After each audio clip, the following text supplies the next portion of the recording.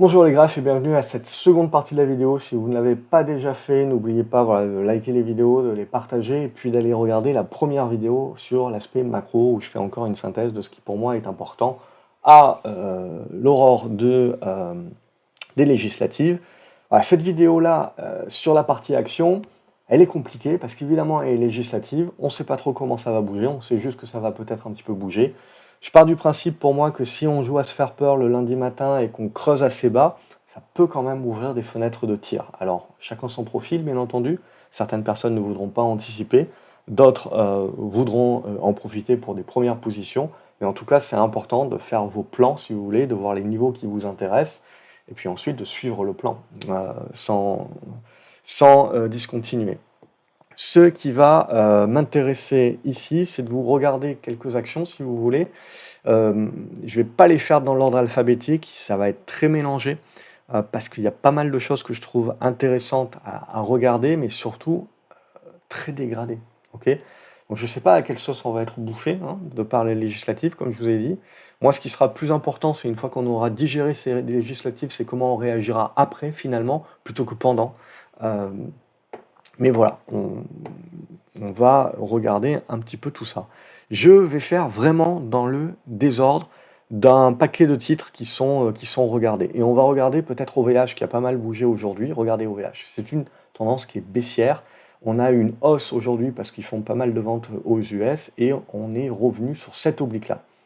Donc cette oblique-là, c'est bien, c'est un bon début si vous voulez, mais en fait on est en train de construire la figure comme ça. On est en train de construire la médiane ici. Donc si vous avez le pullback, on peut se dire que tiens, les 5,30 €, ça peut commencer à devenir intéressant sur OVH, mais il va surtout falloir casser cette oblique ici, revenir sur cette horizontale, et puis continuer de casser ça avant de parler de retournement. Vous voyez, il y a quand même sacrément du boulot. Adosia, c'est une biotech qui bouge pas mal parce que on est toujours en attente éventuellement d'un accord avec Sanofi. Et la problématique, c'est que si Sanofi dit non, vous prenez une mandale. Si Sanofi dit oui, il y a une bonne partie qui a déjà été appréciée, mais éventuellement, voilà, vous aurez le champagne. Donc, taille de position adaptée. À court terme, là, ce que l'on voit, c'est qu'on était revenu chercher le petit support là et qu'on a un bon rebond qui est en train de se mettre en place et qui revient chercher l'oblique. Donc là, ce qui va nous intéresser maintenant ces prochains jours, c'est éventuellement qu'on consolide et qu'on tienne ce niveau-là des 8 euros et puis qu'on arrive à breaker. Alors sur fond de news ou pas. Mais faites attention parce que comme vous jouez une news qui peut tomber à tout moment ou ne pas tomber et ou être négative, vous pouvez vous prendre un gap dans la figure, donc le stop ne vous protégera pas. C'est la taille de position qui vous protège. Donc il faut savoir un petit peu ce qu'on joue. Même scap, hein, je pars du principe que ce que vous devez jouer en priorité, c'est les valeurs qui avaient été aimées sur la tendance d'avant. Et même scap en fait partie, mais vous voyez, vous aviez cassé ici le biseau par le bas, donc on avait lâché. Et là, voilà, vous avez les 4,98 € que je m'étais mis, mais c'était les 5 € qui ont tenu. Bon, j'étais pas pressé de la toucher, c'est pour ça que je ne me mets pas au-dessus d'un prix rond. Mais en gros, ça valide quand même un petit peu la zone, si vous voulez, qui va nous intéresser. On ne néglige pas que lundi, si ça se trouve, on va vouloir vendre encore parce qu'on va prendre peur. Et c'est ça qui m'intéresse, hein. C'est si ça prend peur sur des petites capes où les carnets d'ordre se vident assez rapidement, est-ce qu'on va chercher très bas? Et c'est ça qui va m'intéresser, c'est pour ça que je mets des alertes. Je mets des alertes pas parce qu'elles s'activent et donc je veux prendre la position, je mets une alerte parce que c'est à partir du moment où on va décrocher sous les 5 € que je pars du principe que les stops peuvent s'enchaîner et que le titre peut vraiment commencer à approfondir le carnet. Et là, je veux me mettre l'alerte parce que je veux être devant, je veux pouvoir regarder. Alors potentiellement, je ne serai pas devant, mais bon, c'est pas bien grave. Mais c'est la stratégie, c'est l'idée. Et donc à partir du moment où l'alerte me déclenche, parce que voilà, c'est un titre que je veux me mettre à l'écran et que je veux suivre ensuite, parce que s'il va creuser le carnet d'ordre, je veux pouvoir être là et ramasser. Et alors, Julien, où est-ce que tu veux ramasser? Si on prend vraiment peur, je veux ramasser à partir des 4,40 €. 4,40 € jusqu'aux 4 €, je veux payer.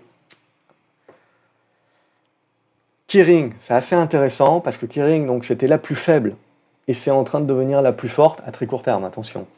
Des valeurs du luxe. Donc c'est intéressant, on a rebondi sur les 300 €, on a breaké cette petite oblique là qu'on pourrait un petit peu mieux tracer, on est repassé au-dessus des moyennes mobiles, on ouvre avec un gap, bref, on s'est fait plaisir, on ferme ce petit gap ici. Donc il y a bien entendu beaucoup de boulot avant de parler, de retournement haussier et de tout ce que vous voulez.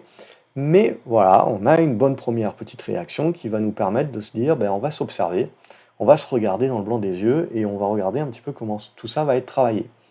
Je vous donne pas plus le détail que cela parce que ça prendra à mon avis encore pas mal de temps et on aura l'occasion d'en reparler. Je veux regarder un titre, Worldline, qui commence un petit peu à ressembler un petit peu à une Atos. Mais voilà, je sais qu'on est pas mal à regarder ça. Évidemment, sur le papier, ça paraît intéressant, mais graphiquement parlant, c'est pas terrible. C'est pas terrible, terrible. On a pour moi pas grand-chose à se mettre sous la dent tant qu'on repasse pas au minimum les 11 euros à 12 euros. Vous voyez, là, on se remettrait à prendre de l'air et éventuellement à parler retournement. Le risque, évidemment, c'est de revenir chercher cette oblique descendante et de la lâcher, hein. Faites très attention parce que actuellement, je pense que ces figures-là, qui sont baissières et qui lâchent, peuvent ben, justement ne pas trouver de contrepartie et commencer à lâcher sérieusement. On va retrouver la même chose sur les équipementiers auto. Euh, on a beau se dire en effet que ben, c'est pas cher et que éventuellement si j'achète, je ferme le PC pendant 5 ans, je devrais quand même m'y retrouver à la fin de la journée. Euh, oui, potentiellement, mais là, vous le voyez, ce qui peut arriver, c'est que c'est pas cher et que ça peut devenir encore moins cher parce que on est sur un bon support, mais si on lâche ces obliques ici, ça peut dégueuler assez rapidement. Donc, pour moi, voilà, c'est pas des titres encore où on anticipe, on peut tenter des rebonds, etc. Certains profils tenteront des anticipations. Et vous voyez, pour l'instant, on a cassé le précédent plus bas qui sert de résistance sur le rebond qui a été très timoré quand même. Donc évidemment, et les législatives a certainement à laisser passer et une construction avant de se dire, ok, je rentre avec un peu plus de trucs graphiques. Téléperformance est pas mal résiliente actuellement. Alors il y a le concurrent qui a sorti des résultats qui étaient au-dessus des attentes. Ça a permis une volonté de casser cette première oblique, mais on l'a pas réussi en fin de séance. Bref, on est toujours au milieu du gué. Vous le voyez, on est coincé entre les 90 euros, j'arrondis, et les 110, 112. Donc tant qu'on ne sort pas de ce niveau-là, voilà, il va falloir sortir là pour se dire, ok, on met en place le retournement et on joue le côté value. Ou alors, ben, on recasse ici par le bas et on joue le côté valeur de croissance qui n'a plus de croissance. Euh, et on se remet une couche d'IA, mais voilà, je pense que le marché petit à petit va quand même réaliser que oui, l'IA, etc., mais Téléperformance, ils en font aussi. Bref, il y aurait beaucoup de choses à dire, mais je vais m'arrêter là. Il y a les bateaux.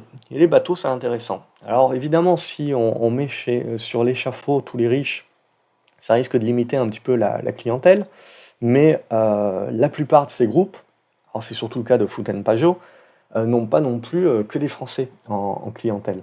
Donc ça se regarde, pour moi, ça reste des business qui sont très cycliques, hein. Donc n'oubliez pas que voilà, si on commence à se dire on est en bout de cycle et le consommateur commence à tirer la langue, peu importe le côté politique, etc., on reste, vous le voyez, dans des dégradations. On a fait des rebonds qui ont retracé à peu près un tiers de la baisse. Bref, c'est des tendances baissières, ok? Donc on fait bien attention. Oui, vous pouvez vous dire que ça ne se paye pas très cher, mais si le marché est déjà en train d'anticiper que le marché va vraiment commencer à dégrader, euh, ben, potentiellement, le marché, lui, il a déjà anticipé le prix que ça devrait être dans un marché dégradé.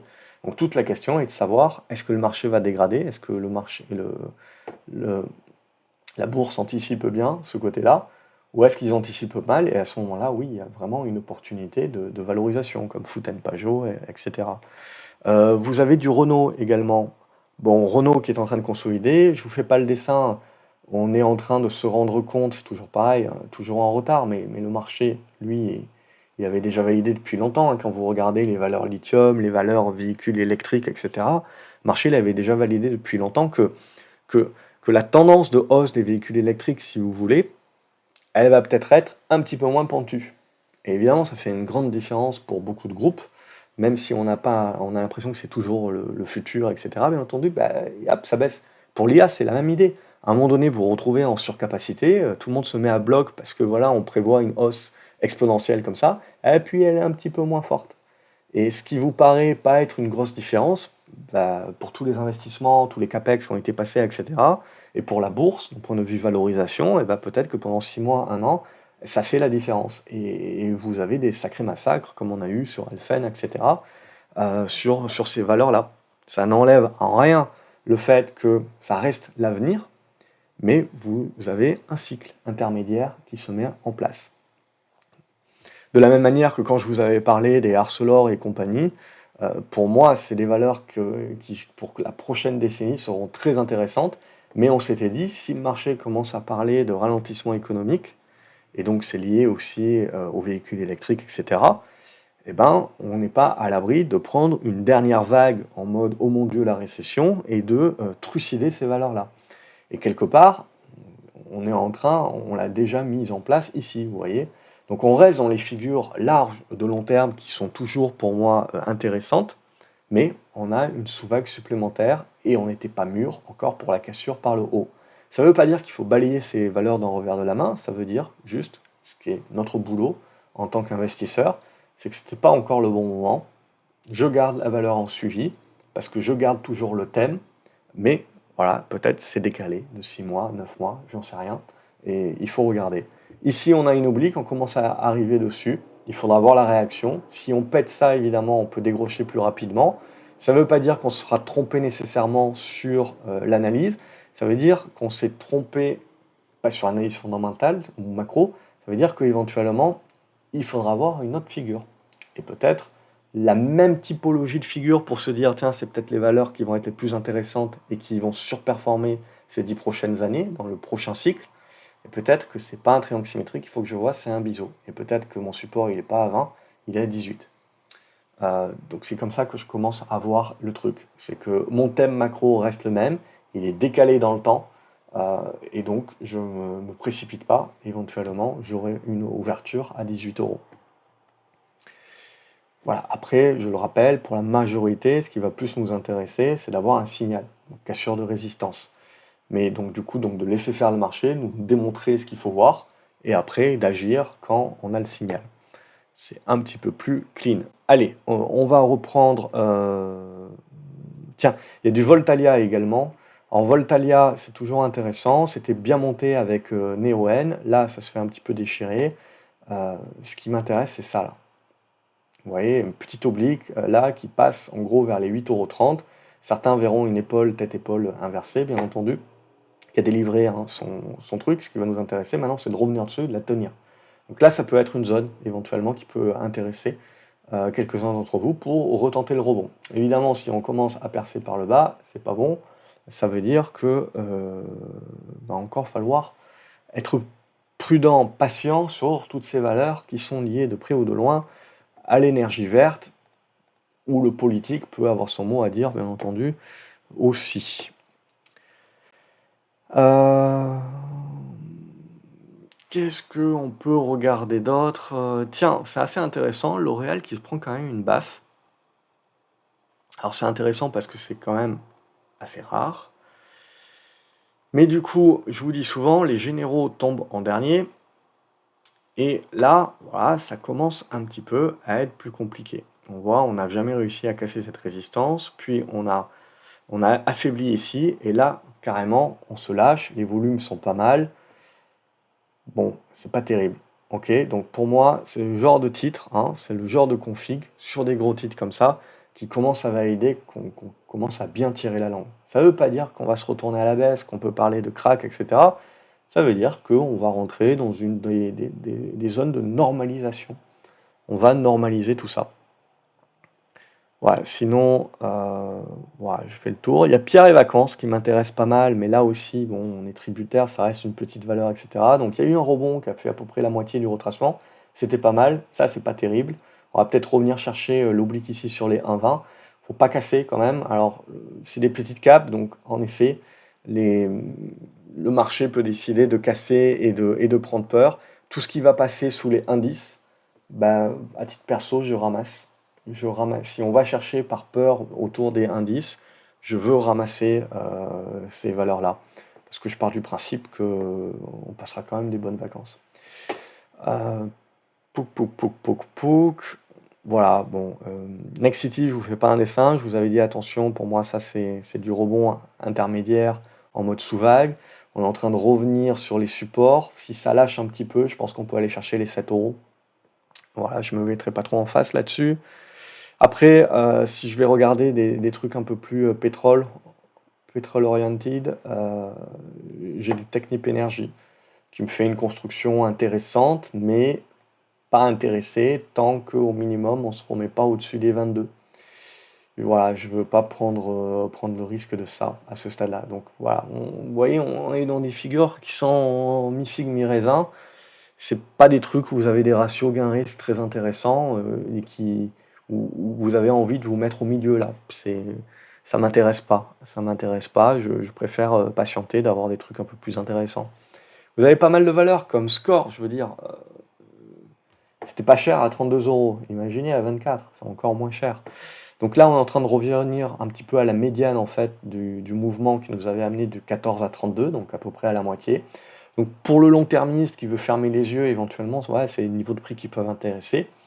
Après, voilà, on peut prendre peur encore sur le marché. Et donc ce qu'il faut se dire, c'est que si le marché commence à aller chercher vers la zone des 22 euros, voire jusqu'à 20 euros, et je veux être là pour payer.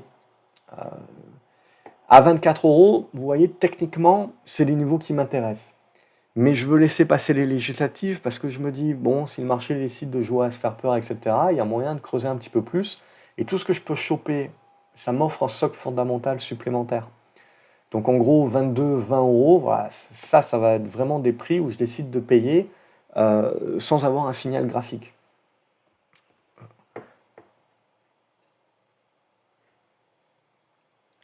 Allez, rapidement, Alibaba, donc les valeurs chinoises, toujours pas ça.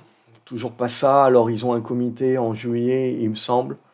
Peut-être que ça vaudra le coup. Là, l'idée, c'est qu'on va venir chercher les 70. Faut surtout pas péter ça par le bas. Ça serait très très moche à ce moment-là. Mais de toute manière, là maintenant, j'ai tenté une nouvelle rentrée hier parce qu'il y avait, il y avait eu une bonne poussée. Là, j'ai lâché, fait une petite perte de 2%. Parce que voilà, maintenant l'idée c'est que je vais lâcher l'affaire, j'ai toujours du GD, euh, mais, euh, mais on voit que le marché a certainement besoin d'aller rechercher les 70. Et après, on sera sur juillet. Tant qu'il de toute façon, il ne décide pas de faire du déficit public, du déficit fiscal, on n'aura pas un truc comme ça. Et le jour où on a ça, ok, on peut se remettre à jouer les chinoises, là c'est compliqué. C'est redevenu bien compliqué. Il y a eu un bon mouvement, vous voyez, mais bon, c'est un petit peu erratique. Et vous voyez qu'on est toujours dans la figure en triangle. Donc là, on va aller chercher le bas. Et en gros, il faudra se remettre dans cette zone des 80 dollars pour rejouer la cassure et rejouer un truc un peu plus durable. Mais là, c'est un petit peu compliqué. Adyen, je trouve que c'est très léger. Je pense qu'on va revenir tester cette oblique ici. Et si on la casse, méfiez-vous. Ok, pareil. C'est pas un truc où j'ai envie d'être en position. Semi-conducteur, ça marche toujours très bien, mais ça commence à pagayer. Donc voilà, je pense qu'on commence à arriver dans les trucs où on se dit que voilà, c'est des bonnes valeurs, donc en gros les supports seront achetés, etc. Mais on commence à pagayer. Orubis, donc ça c'est du cuivre, je trouve toujours la config assez intéressante. Donc peut-être les métaux seront, toutes les valeurs liées aux métaux, etc., seront peut-être les trucs qui vont nous intéresser cet été. On va voir. Il faut encore un petit peu mûrir le truc. Boliden, ça va être la même chose. Vous voyez, il faut mûrir un petit peu la figure. Il y a des valeurs que je trouve intéressantes, comme Derichebourg, etc., mais c'est assez erratique, hein. Donc là aussi, si on prend peur, si on revient un petit peu sur cette zone, voilà, il y a une zone comprise entre les 3,65 et 3,90 que j'ai envie de payer si on y revient. En mode oh mon Dieu, j'ai peur. Voilà, bon, j'ai du Eurofin scientifique juste pour faire un update. Bon, j'étais pas dans les petits papiers de Muddy Waters, hein, mais tant et si bien que voilà, bon, on voit que les niveaux techniques servent quand même à quelque chose, même quand le marché donne l'impression de paniquer. Il est en train de tenter le petit rebond technique. Moi, je pars du principe que ça casse quand même la confiance, ce genre de truc.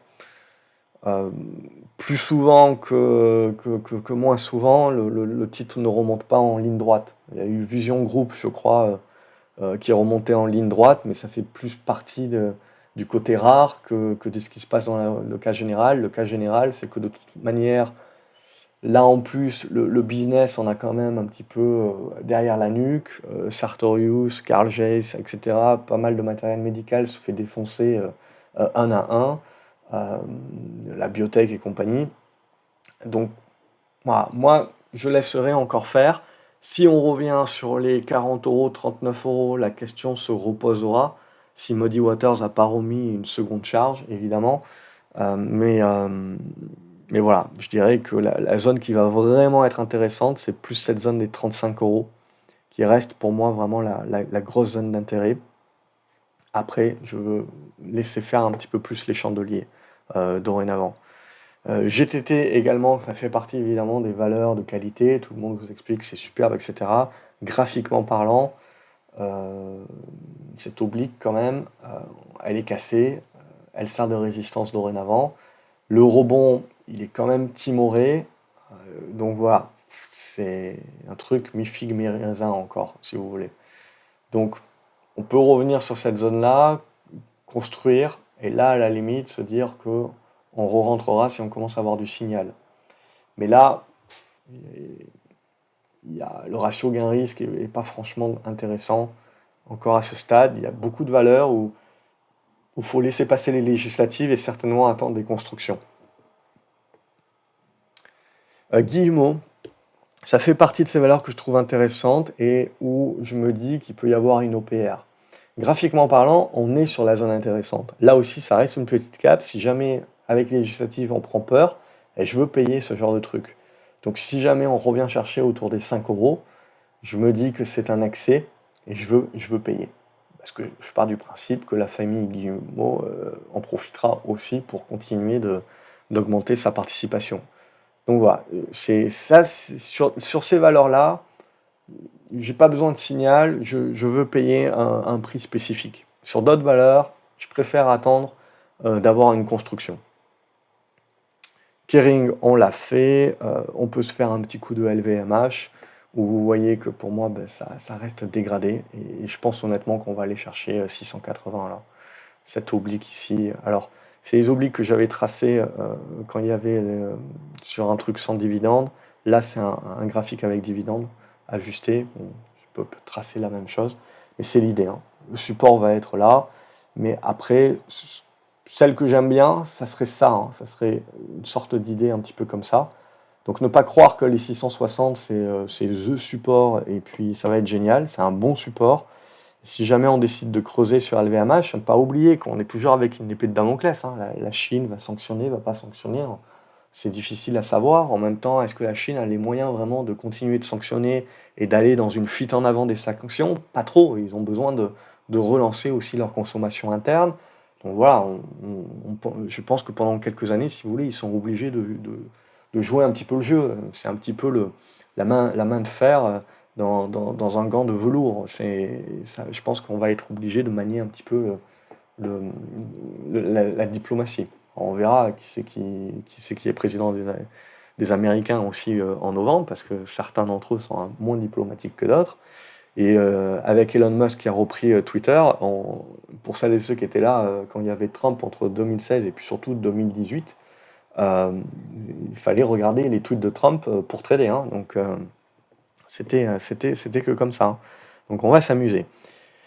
Sartorius, donc on en avait déjà parlé, donc c'est pris une nouvelle boîte, ça rame un petit peu, moi je la laisse construire. Ça fait partie des titres que je veux payer, mais si je peux le payer moins cher, évidemment, je ne vais pas me priver. Donc si on lâche cette zone des 150, on peut aller chercher les 120, 110, je ne suis pas contre.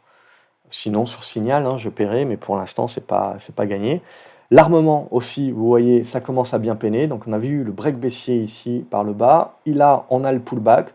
Alors certains se diront que on arrive peut-être au bout de la guerre. C'est pas gagné. Mais surtout, ce qu'on se dit, c'est que si on a un petit peu des politiques extrême droite qui commencent à gagner pas mal de pays importants en Europe, et ben évidemment, ça peut décider de budgets différents, et cetera, dans l'armement. Mais d'un point de vue long terme, voilà, c'est du politique, on verra. Mais l'armement va continuer d'être très important.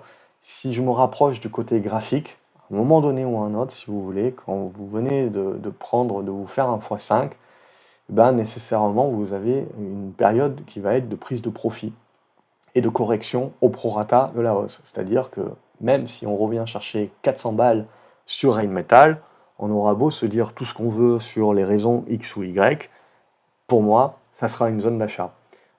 Et parce que ça sera juste voilà, une correction au prorata. Mine de rien, n'oubliez pas que ces valeurs-là ont des petits flottants et très peu de contrepartie.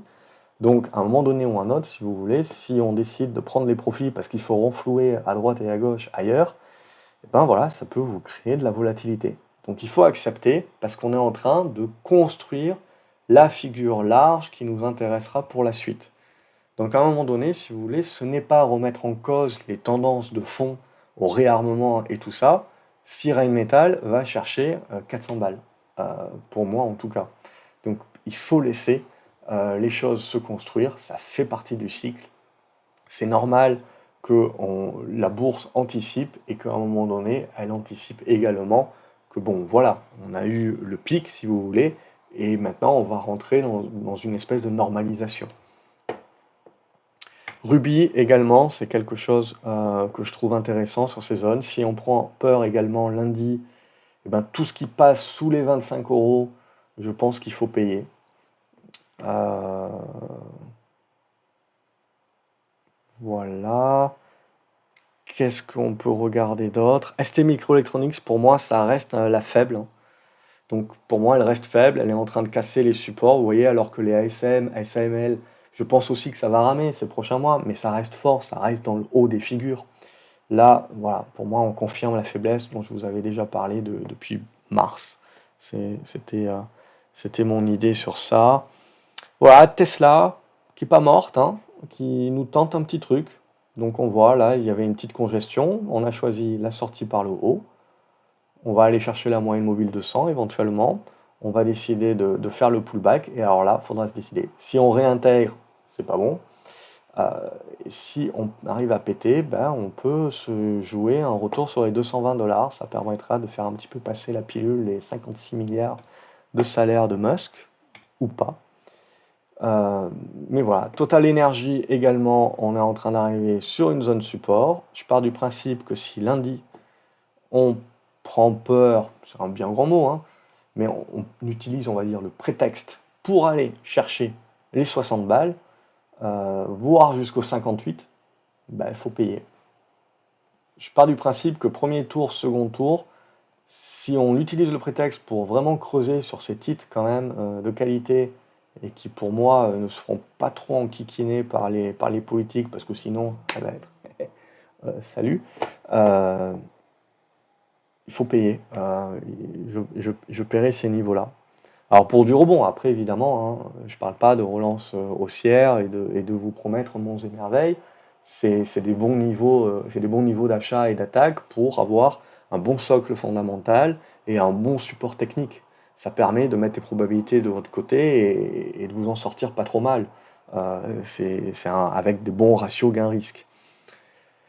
Valeo, on se l'est fait un petit peu plus tôt. Voilà, je pense que j'ai fait le tour. Je voulais vous montrer Zalando parce que Zalando, je l'utilise un petit peu comme un indicateur de mon consommateur. Alors, c'est coté en Allemagne, etc. Mais voilà, on avait eu un bon boost ici. En gros, le consommateur était pas mort. Et puis là, on se cherche quand même. Donc on arrive tant bien que mal à tenir cette zone de gap. C'est important de tenir cette zone-là. Parce que si on commence à recasser par le bas ici, pour moi, ça serait une indication que le marché est en train de nous dire que le consommateur va être en train de tirer la langue. Mais quelque part, regardez Lululemon, paquet de marques, la seule qui s'en sort et qui est pour moi, je suis peut-être trop vieux, et quand même le truc has-been de ma jeunesse, mais qui finalement n'est plus si has-been que ça, c'est le seul truc qui s'en sort. Mais même là, je veux dire, ça commence un petit peu à construire des figures de top. Alors pareil, hein, ça ne veut pas dire que ça va se cracher, etc. C'est juste que vous n'avez pas de contrepartie là-dessus parce que les flottants sont petits. Donc quand ça monte, vous vous dites: «C'est super, c'est génial», mais il ne faut pas oublier que grâce aux petits flottants et au manque de contrepartie, vous êtes capable de faire ça, vous êtes aussi capable de faire ça. OK? Donc il faut accepter que je pense que sans pour autant remettre en cause les tendances haussières de ces derniers temps, il y a beaucoup de titres qui peuvent se retrouver avec des grosses volatilités.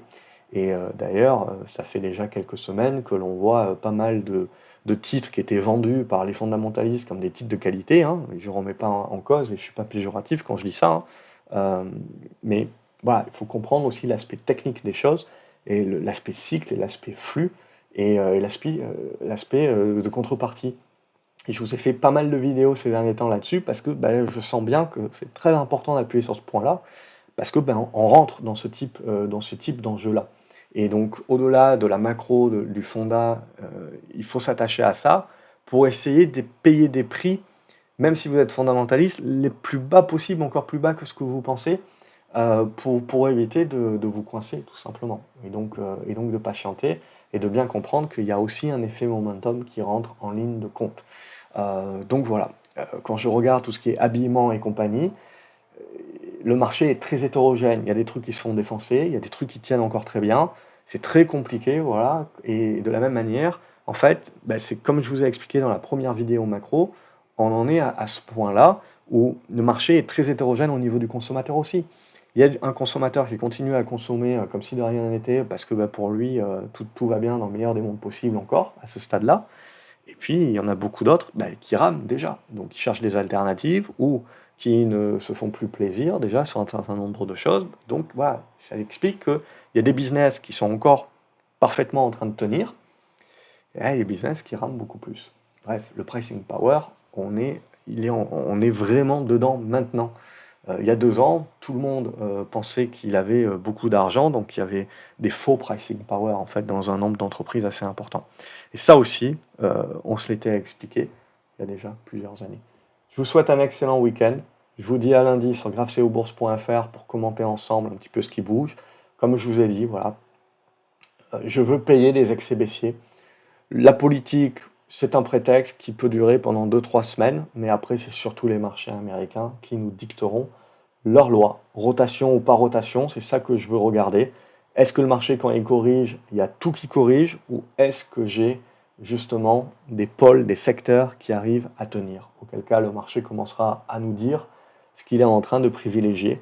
Et s'il joue défensif, qu'il pense que les derniers consommateurs qui tiennent encore la charrue vont commencer à fatiguer eux aussi. C'est un paquebot, l'économie, donc ça ne se décide pas du jour au lendemain. On construit les choses de la même manière que les tendances prennent du temps à se construire. Excellent week-end à vous les graphes. N'hésitez pas à me dire dans les commentaires ce que vous en pensez, si c'est le plus clair possible, ou posez-moi vos questions. Dites-moi quelles sont les valeurs qui vous intéressent éventuellement, si pour le prétexte politique il y a des trous, qu'est-ce qui va vraiment vous intéresser, que vous voulez payer sans pour autant avoir un signal, vous voulez payer un prix. Voilà, n'hésitez pas, ça aidera également ceux qui liront à se préparer peut-être une liste, parce que ça va être le job, je pense, la semaine prochaine, c'est voilà, d'être déjà prêt à regarder ce qui est vraiment important pour saisir ces opportunités-là qui vous intéressent. Excellent week-end à vous, à lundi.